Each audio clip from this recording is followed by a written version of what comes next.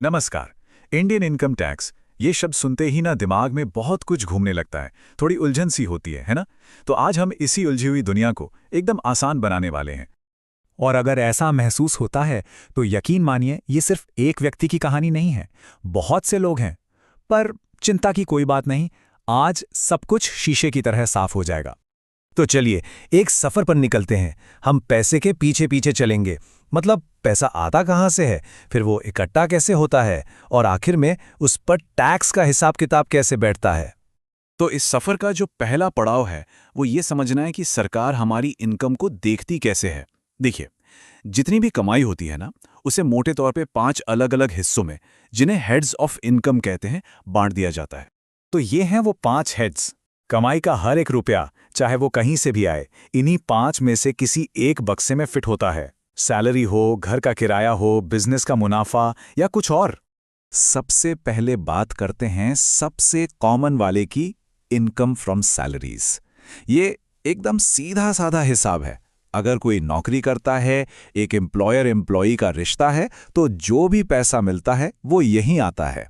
जैसे यहां राम की सालाना सैलरी है 6 लाख रुपए। अच्छा, दूसरा हेड है इनकम फ्रॉम हाउस प्रॉपर्टी। मतलब अगर किसी के पास कोई घर या दुकान है जिसे किराए पर दिया है, तो उससे जो भी कमाई हो रही है वो इस हेड में गिनी जाएगी। और इसमें एक अच्छी बात यह है कि सरकार मानकर चलती है कि रख रखाव में खर्चा होगा तो वो सीधे सीधे 30% का स्टैंडर्ड डिडक्शन दे देती है।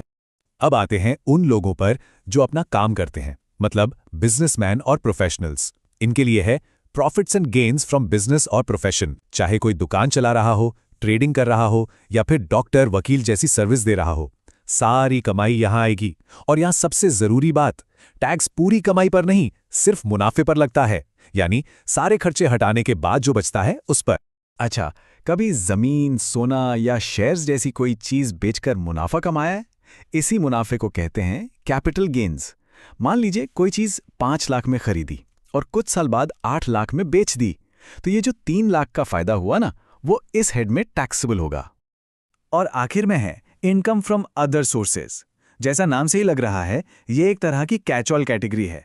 मतलब जो इनकम ऊपर के चारों हेड्स में कहीं फिट नहीं हुई, वो यहां आ जाएगी। जैसे सेविंग्स अकाउंट या एफडी का ब्याज, या फिर कोई लॉटरी जीत ली, तो वो सब यहीं गिना जाएगा। ठीक है, तो अब हमने कमाई को 5 अलग अलग हिस्सों में देख लिया। अब हमारे सफर का अगला पड़ाव है इन सबको एक साथ जोड़ना। इसका प्रोसेस काफी सीधा है। हम 5 हेड से इनकम को उठाते हैं, फिर उसमें कुछ जरूरी एडजस्टमेंट्स करते हैं, जैसे किसी और की इनकम को जोड़ना या अपने नुकसान को घटाना। ये सब करने के बाद हम एक बहुत जरूरी फिगर पर पहुंचते हैं, जिसे कहते हैं ग्रॉस टोटल इनकम। अब ये क्लबिंग क्या चीज है? देखिए, कुछ खास मामलों में कानून कहता है कि किसी दूसरे व्यक्ति की इनकम को भी हमारी इनकम में जोड़ना पड़ेगा। इसका एक आम उदाहरण है, मान लीजिए एक पति ने अपनी पत्नी के नाम कोई संपत्ति ट्रांसफर कर दी जिससे किराया आ रहा है, तो वो किराया वापस पति की इनकम में ही जोड़ दिया जाएगा टैक्स लगाने के लिए। इसके बाद आता है सेट ऑफ। ये एक बहुत ही लॉजिकल कॉन्सेप्ट है। इसका सीधा सा मतलब है कि अगर एक जगह फायदा हुआ है और दूसरी जगह नुकसान, तो टैक्स देने से पहले आप उस नुकसान को फायदे से घटा सकते हैं। इसे एक उदाहरण से समझते हैं।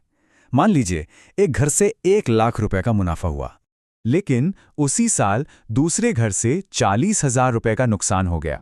तो अब क्या होगा? टैक्स पूरे 1 लाख पर नहीं लगेगा। वो जो 40,000 का नुकसान है, उसे इस मुनाफे से सेट ऑफ कर दिया जाएगा। तो जो नेट इनकम हाउस प्रॉपर्टी से मानी जाएगी, वो होगी सिर्फ 60,000 रुपए। है ना ये ज्यादा फेयर तरीका?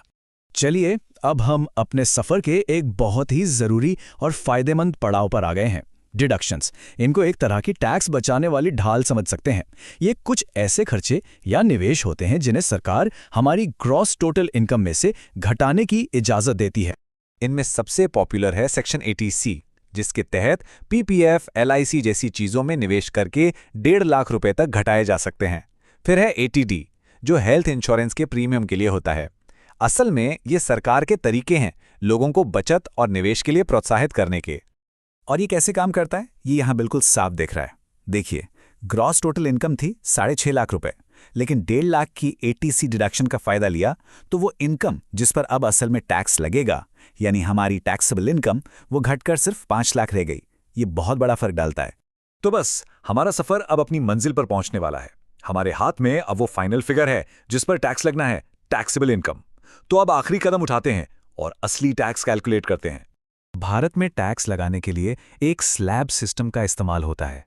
इसका मतलब यह है कि आपकी पूरी इनकम पर एक ही रेट से टैक्स नहीं लगता, बल्कि इनकम के अलग-अलग हिस्सों पर अलग-अलग रेट लगता है।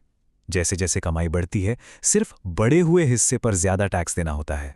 यहाँ एक बहुत ही कमाल का नियम है, सेक्शन 87A की टैक्स रिबेट।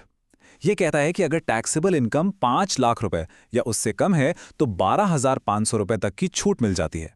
इसका सीधा सा मतलब ये हुआ कि फाइनल टैक्स 0 हो जाता है। ये सच में बहुत से टैक्स पेयर्स के लिए एक बड़ी राहत है।